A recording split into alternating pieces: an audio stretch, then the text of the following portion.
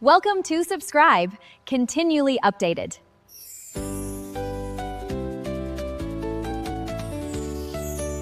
Master Story Engine 4D Fusion. The Pension and the Suitcase 60003. 1. Lena. 2. Tom Lena. 3. Emily. 4. Emily. Lena Harper 32. Emily Miller, Tom, 29. Tom Miller 57. Lena. Well, honey, you see. 2000. Lena. 2000 Lena Emily. Plus Lena. 2000 Tom Lena. 7200. Tom. Tom $7 200 Lena. Lena. Emily Lena Tom. Tom Lena Emily. Lena. $7 200. Text, you know that feeling, right? When something's too good, you kinda hold your breath. That was me. Me, Lena Harper, 32 years old, standing in Tom Miller's kitchen on a lazy Thursday afternoon. The sun was pouring in, making dust motes dance over the countertop. I was repotting a little jade plant, my hands deep in the soil, and I felt settled. For the first time in years. Tom came up behind me. He had that shy smile he got, the one that made him look like a kid who'd just gotten away with something. Honey, he said, his voice a low rumble, I did a thing. Don't be mad. I wiped my hands on my jeans. Tom, did you buy another carburetor for that Mustang? I swear, that car's gonna outlive us both. He laughed, a real deep laugh. Nah. This is for you. And he handed me a check. I looked at it. My throat just closed up. $7,200. It was his pension check, from his 35 years with the Postal Service. He'd endorsed it right over to me. Tom, I whispered, what is this? You can't just, this is your retirement money. He pulled me into a hug, smelling of after-shaven charcoal from the grill. Look, Lena. You've been here for 2 years since Mary passed. You put the light back in this house. I see you clipping coupons and worrying about your flower shop. This is just a security blanket. You're my fiancé. What's mine is yours. You gotta know that. I cried. Hell, I'm not ashamed to say it. I cried right there into his flannel shirt. Because he was so good. So simple and good.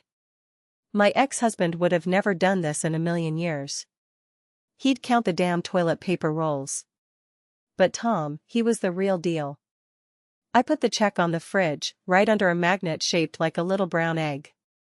A symbol. We were gonna be okay. You know what happens when you put something too good on display?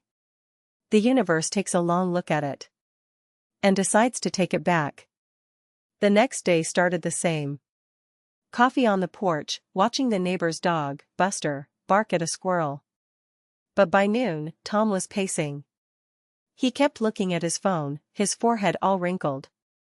Emily's coming for dinner, he said finally. Emily. His daughter. The accountant from Portland. I'd only met her a handful of times, always at Thanksgiving or Christmas, and she always looked at me like I was a puzzle piece from the wrong box. Polite, sure. But her eyes were doing a different kind of math. Calculating. That's great, sweetie, I said, trying to sound cheerful. I'll defrost the big steaks. We can have a nice family dinner. She, said she wants to talk, Tom mumbled, not meeting my eyes. He was already retreating. I could see it. Like a turtle going back into its shell. My stomach did a little flip, but I ignored it. You know what it's like, you tell yourself you're just being silly. When Emily's silver Audi pulled up, I was in the backyard, just finishing up the watering.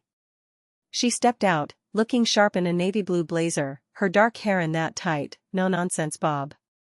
She didn't walk to the front door. She walked right through the side gate, into my garden. Lena, she said, not a hello, not a how are you. Nice flowers.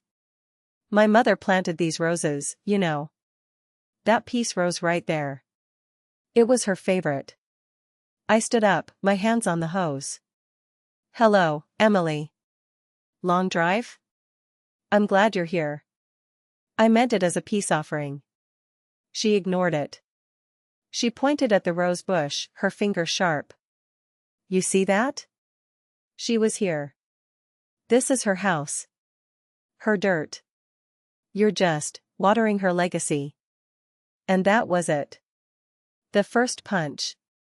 No warning. Just right to the gut. The dinner was worse. The steaks were perfect, if I do say so myself. That's my damn grill, I thought. But the tension over the table was thick enough to choke on. Tom just pushed his food around his plate, muttering about the lawn needing a second seating. Then, Emily's eyes landed on the fridge. Like a hawk spotting a mouse. What's that? She asked, her voice going dangerously quiet. Before I could say a word, she was up. She snatched the check from under the egg magnet. I saw her eyes scan the numbers, her knuckles turning white. Her head snapped toward Tom. Daddy, she said, the word twisted with ice. What is this? Your pension check? Endorsed to her? Are you out of your mind? Tom looked like a deer in the headlights. Now, settle down. Lena and I are getting married. She's been. I wanted to help her out.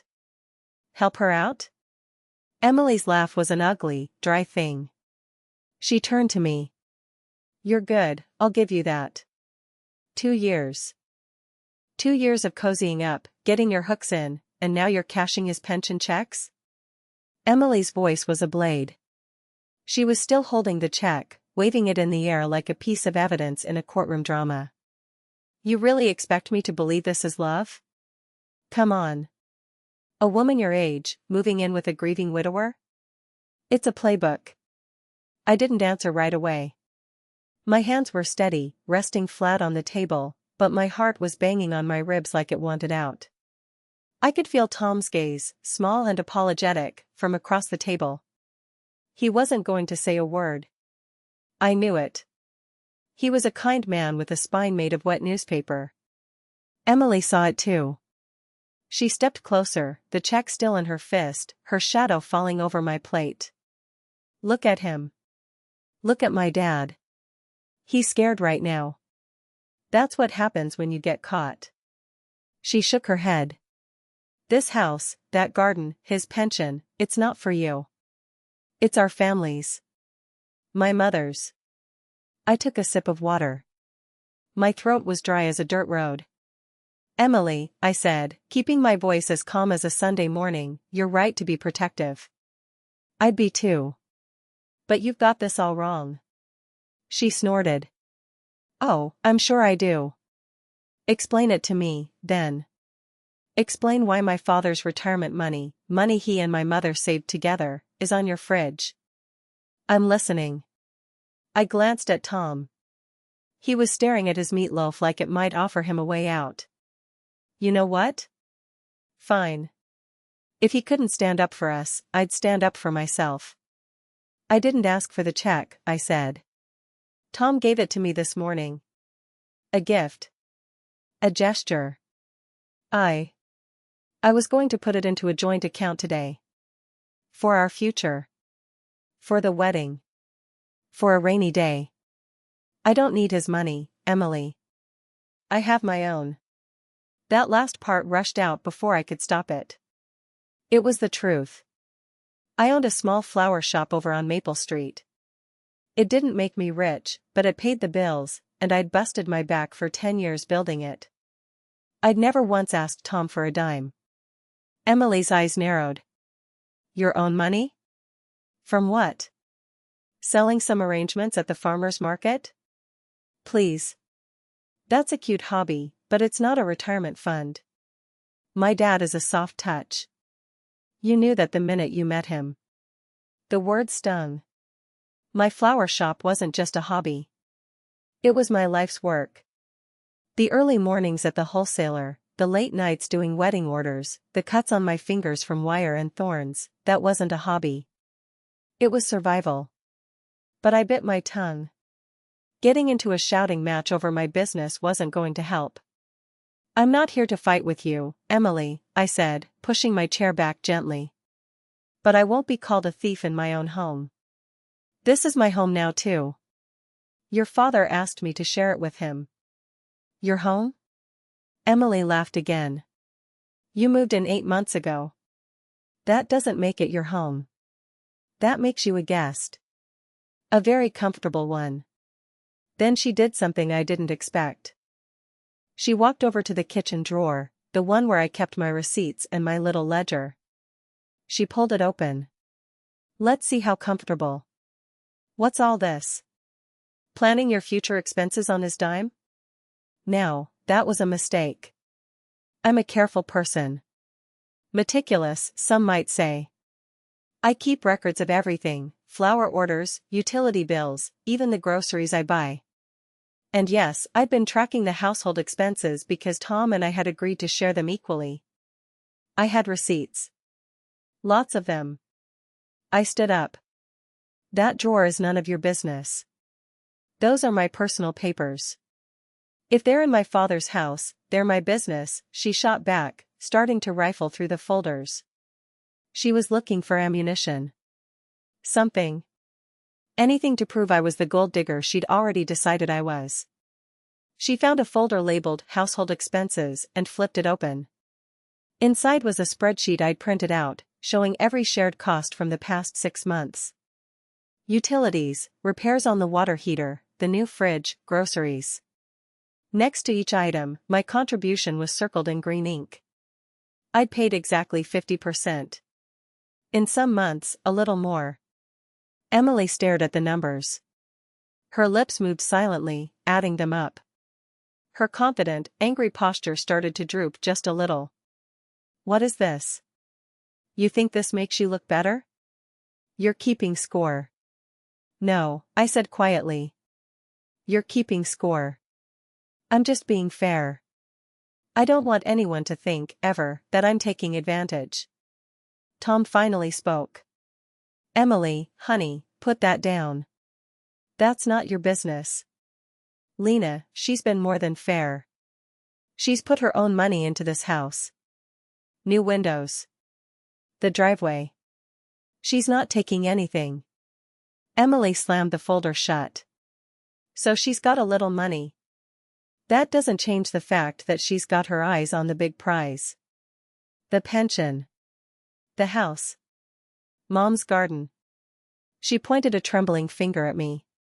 She's playing the long game. You're just too blind to see it because you're lonely. The word lonely hit Tom like a physical blow. He looked down, his shoulders dropping.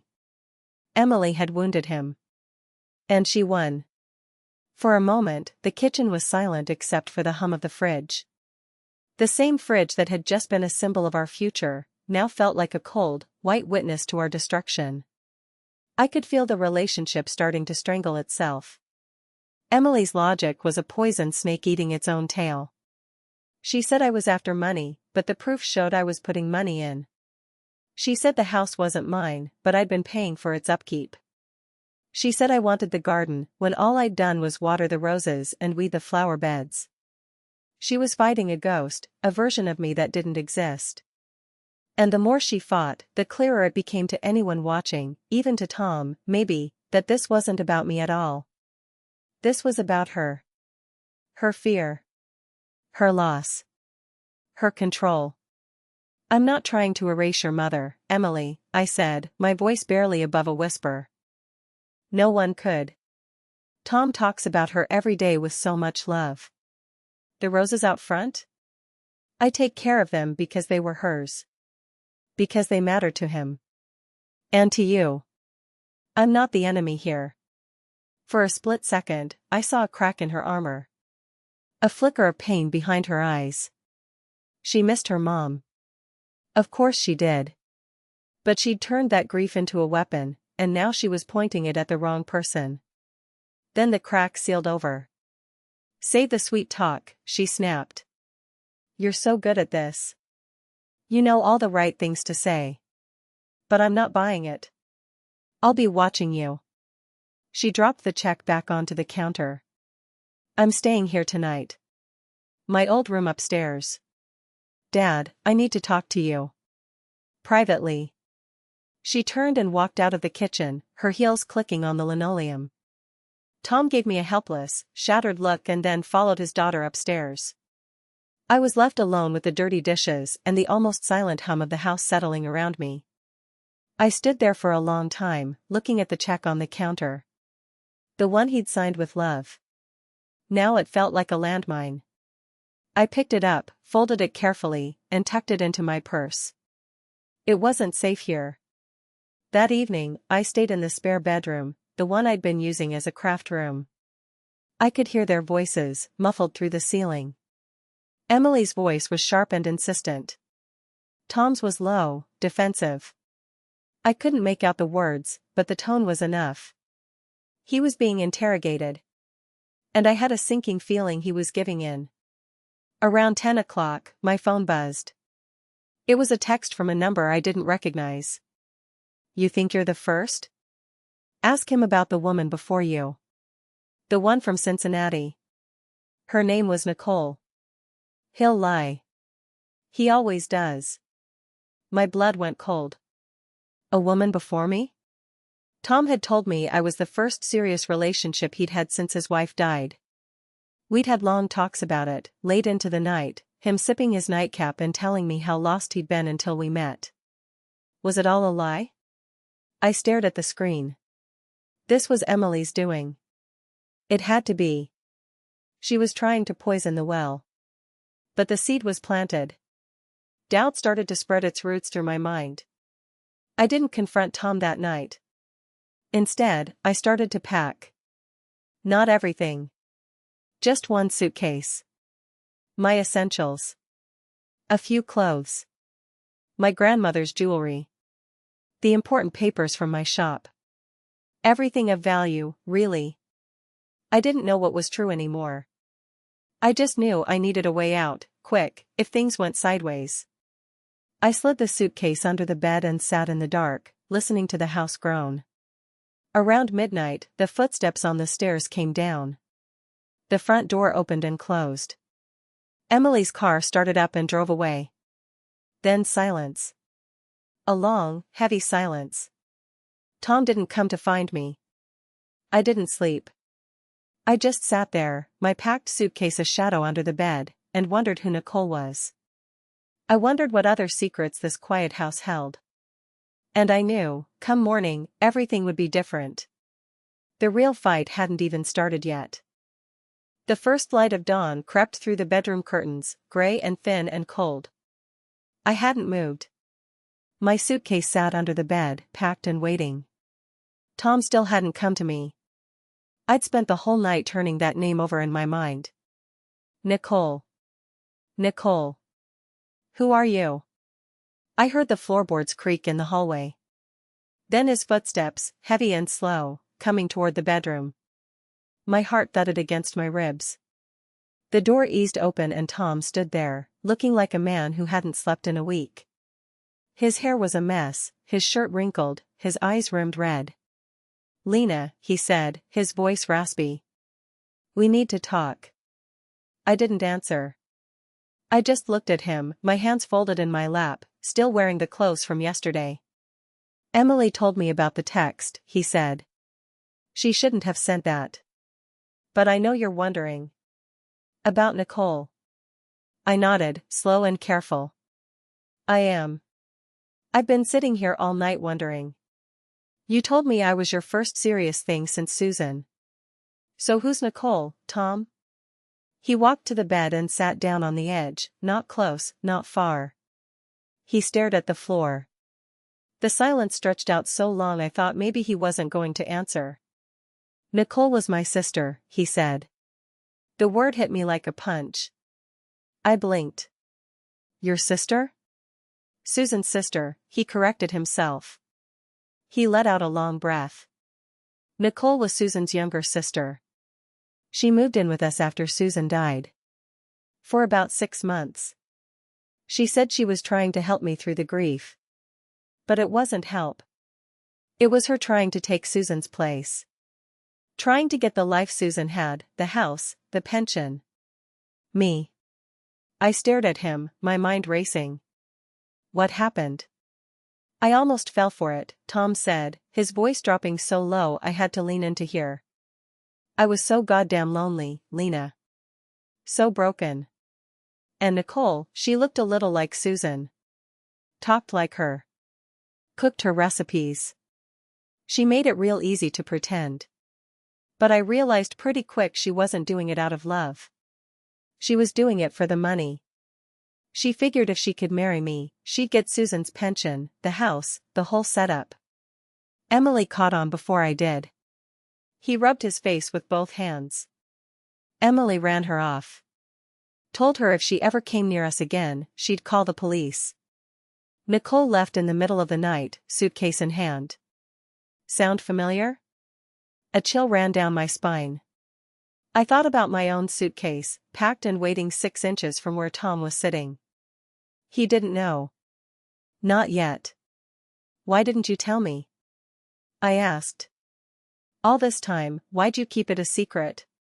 Because I was ashamed, he said, and his voice cracked.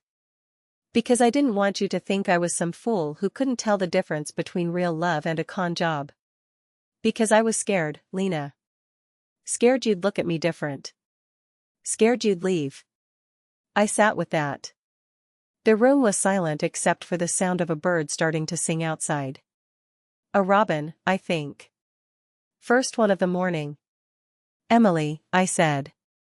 She thinks I'm Nicole all over again. Emily's scared too, Tom said. She's been terrified since Nicole that I'd fall for another one. When she saw that pension check, she lost it. It wasn't about you, not really. It was about Nicole. And it was about Susan. That caught me. What do you mean, about Susan? Tom turned to look at me for the first time since he'd walked in. His eyes were wet. Susan was the love of my life. You know that. Emily knows that. But what Emily can't handle is the idea that I might love someone else now. That I might move on. She thinks if I love you, it means I'm erasing Susan. And she can't let that happen. The pension was just the excuse. The real fight is about whether I'm allowed to be happy again. There it was. The thing underneath everything. The human mess. The grief that turns into a locked door nobody can open. I reached under the bed and pulled out my suitcase. Tom's face went pale. You packed, he said. It wasn't a question. I didn't know what to believe, I said. One minute I'm a woman who loves you, the next I'm a gold digger stealing your dead wife's money. And then this Nicole name shows up like a ghost. What was I supposed to think? Tom put his hand on the suitcase. Not grabbing it, just resting his palm on the worn leather handle. When Susan died, he said quietly, I thought my life was over. For 2 years, I didn't leave this house except to go to the store. I talked to nobody. I watched her garden die. I let the paint peel. And then one day, I drove past that little flower shop on Maple Street and saw you through the window, laughing at something your customer said. And I thought, okay, maybe the world isn't completely dead after all. I felt tears prick at my eyes. I remembered that day. He'd come in and bought a bouquet of daisies and said he didn't know why he was buying them. I'd said sometimes flowers are just for yourself. You never told me that, I said.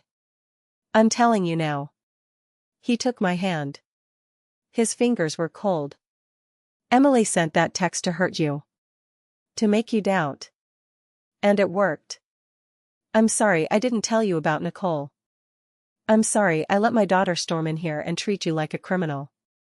But I'm not sorry I gave you that pension check. I started to pull my hand back, but he held on. Listen to me, he said. That money wasn't a bribe. It wasn't me trying to buy your love.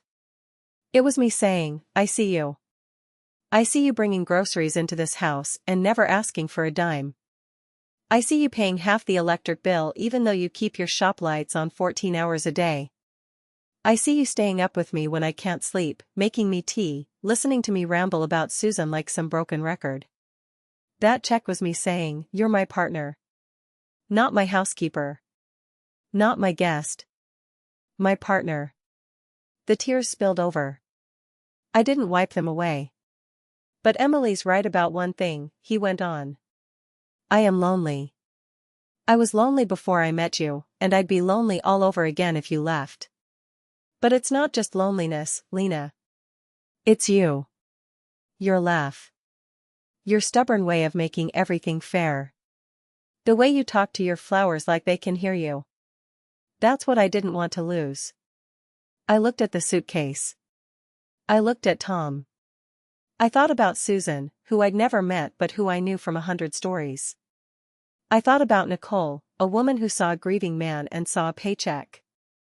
And I thought about myself, a woman who owned a flower shop and paid her own way and fell in love with a broken man without even meaning to. I'm not Susan, I said. And I'm not Nicole. I know. Good. I unzipped the suitcase. I pulled out my grandmother's jewelry box and set it on the nightstand. I pulled out my important papers and put them back in the drawer. Then I zipped the suitcase back up and slid it under the bed again. Tom watched me without saying a word. I'll unpack later, I said. Right now, I want to understand something. What happens next with Emily? Because I can't live in a house where every few months she shows up with another accusation. Tom nodded. I talked to her last night. After she came back from her car. She cried. A lot. She told me she's been scared ever since Nicole. Scared I'd get hurt again. Scared she'd lose the last connection to her mother. She finally admitted she looked through your ledger. She what? She knows you've been paying half. She saw the records. That's why she left so fast. She couldn't look you in the eye after that. I remembered how Emily had stormed out, how she hadn't taken the pension check with her. So what did you tell her? I told her you're not going anywhere. And that if she wants a relationship with her father, she's going to have to accept that I'm building a new life. With you. He paused. She said she wants to try. To be better. She wants to have dinner. The three of us. Next Sunday. I raised an eyebrow. Does she now? She's my daughter, Lena. She's been through hell. But so have I.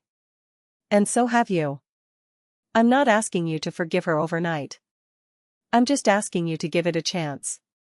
I thought about that for a long moment. Outside, the sun was fully up now, painting the sky in shades of pink and gold.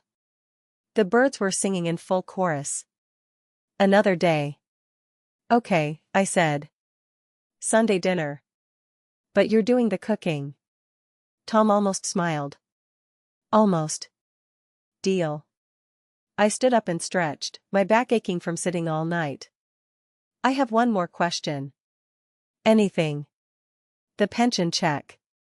It's still on the kitchen table. What do you want to do with it? Tom stood up too. He looked at me with those tired, honest eyes. I want you to cash it. Not because I'm buying your love. Because I'm investing in our future. We can fix the roof. We can finally get that new display cooler for your shop. We can do something for us. I walked out of the bedroom. Tom followed me. In the kitchen, the check was right where it had been, sitting on the table like a dare. I picked it up. $7,200. Susan's name was on the issuing line, but the check was made out to me now.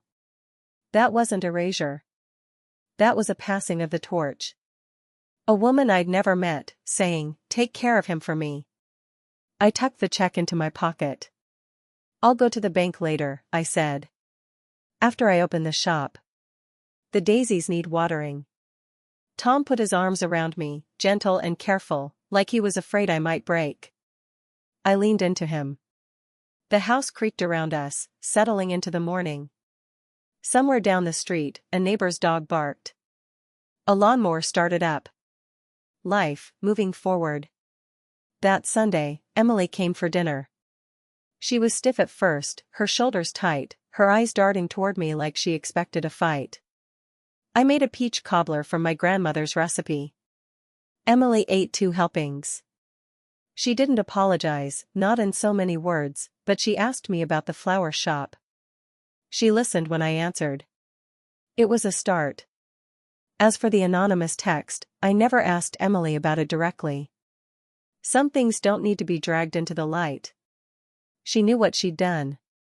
I knew. Tom knew. We all decided, in our own unspoken way, to move on.